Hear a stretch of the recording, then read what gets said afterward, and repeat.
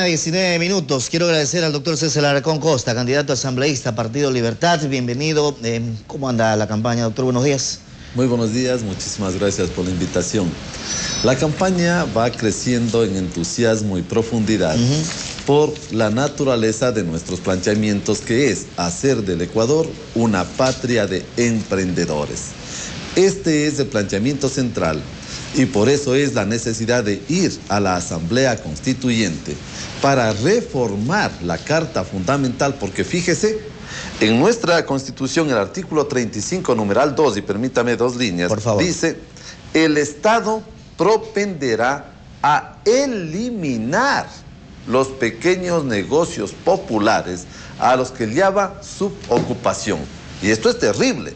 Por eso es la represión que existe permanente, la persecución contra las ventas ambulantes, contra las tienditas de barrio, los bazares, los restaurantes. Vea usted, en el Ecuador es casi un delito ponerse un pequeño negocio.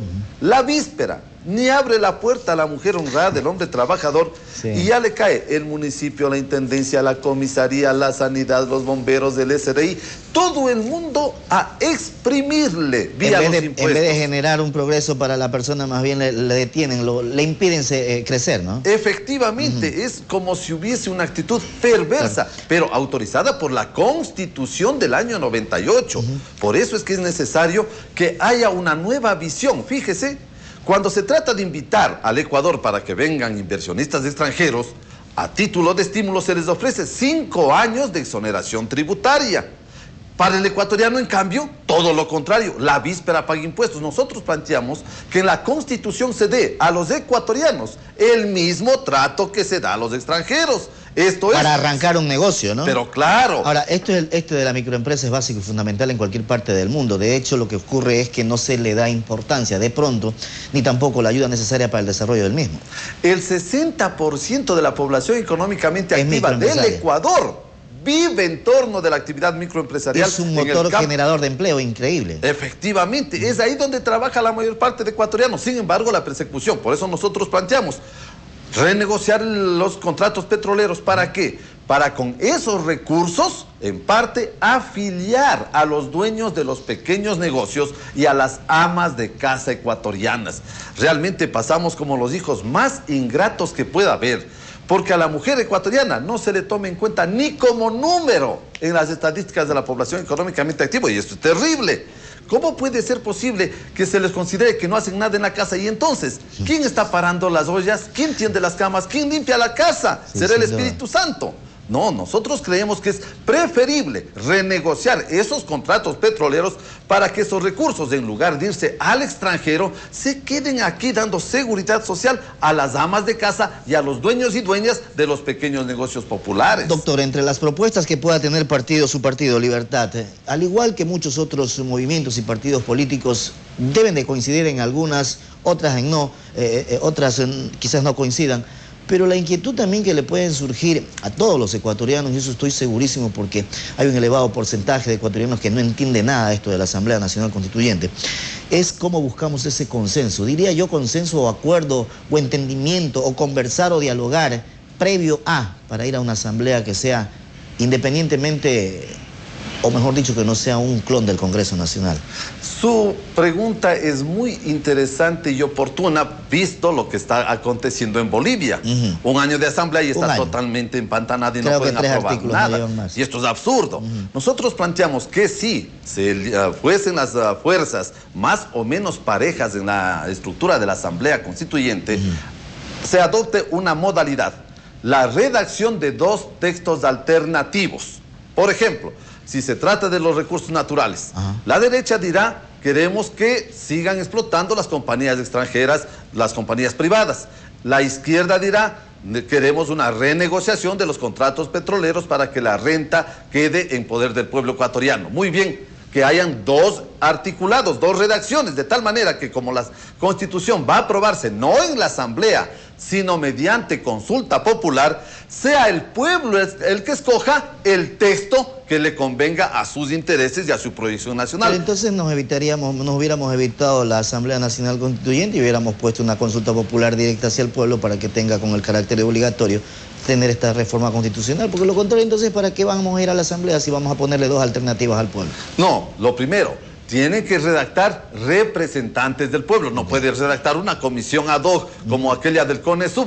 ¿A quién representan ellos? Hacia allá iba. ¿Cuál cree usted que vaya a ser esa propuesta o esa percepción que tengan los asambleístas cuando reciban ese borrador de constitución elaborado por los juristas del CONESUB? No, eso es una falta de respeto al pueblo ecuatoriano. ¿Por qué, doctor?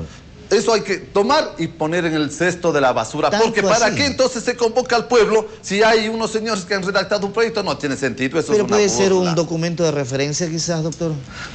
Conceptos generales que hay en cualquier texto constitucional o en cualquier libro de política y doctrina ideológica, no, eso no tiene ningún valor. Mire, yo he dialogado con algunos integrantes de esa comisión de juristas y le planteo uno de los temas que podría estar en ese borrador de constitución y se lo he consultado a muchos de los candidatos que han venido por acá.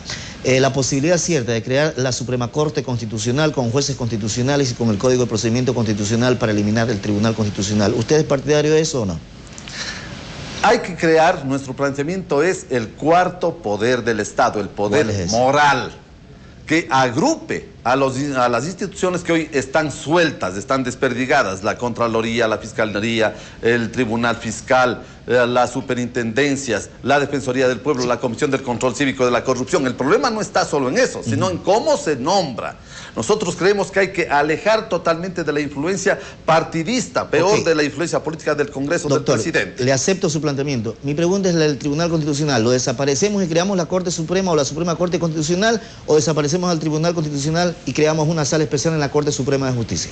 Lo segundo, hay que crearle como corte en la Corte Suprema como de era Justicia. antes. Exactamente. Darle el mayor respaldo a la Corte Suprema de Justicia con esta sala especial. Institucionalizarle. Pero además de eso, hay que establecer en la Constitución la rendición de cuentas como institución integradora de la Carta Fundamental. Fíjese hoy, la Constitución dice que el 30% del presupuesto debe destinarse a la educación. No existe eso. ¿Qué presidente cumple? Nadie. ¿Y qué le ha pasado? Nada. ¿Qué dice la gente? Si el presidente es el principal violador de la Constitución, ¿por qué no el resto? Entonces hay que poner un artículo que diga: funcionario, autoridad, dignatario o empleado que no cumpla o viole la Constitución perderá automáticamente el cargo. Totalmente de sin acuerdo, lugar a enjuiciamiento, investigación, nada. El Contralor debe decir: usted, señor, envió esta proforma, sí, aquí no hay el 30%, hasta luego, usted ha renunciado.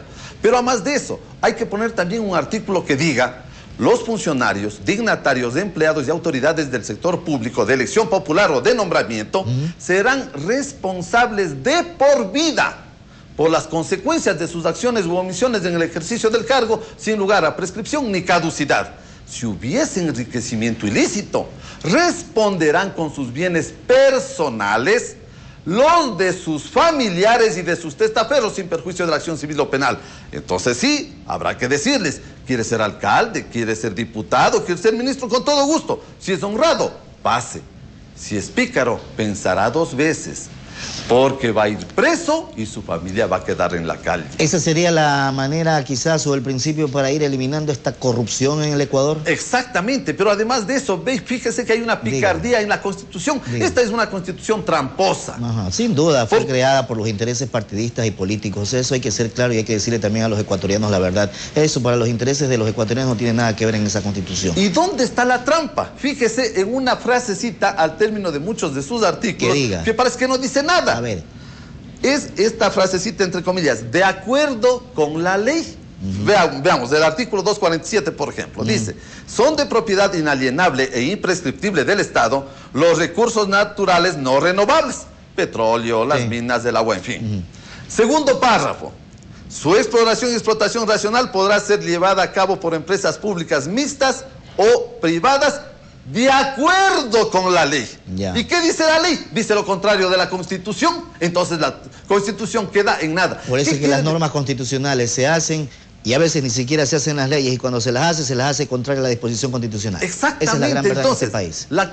La norma suprema es la Constitución y queda supeditada, de acuerdo con la ley, a lo que diga una ley secundaria. Por lo tanto, la Constitución pasa a ser de tercer orden. Esta es la trampa. El principio constitucional debe ser expresado a secas. Claro, los recursos naturales son nacionales y propiedad del Estado, punto. Sin de acuerdo con la ley. Claro.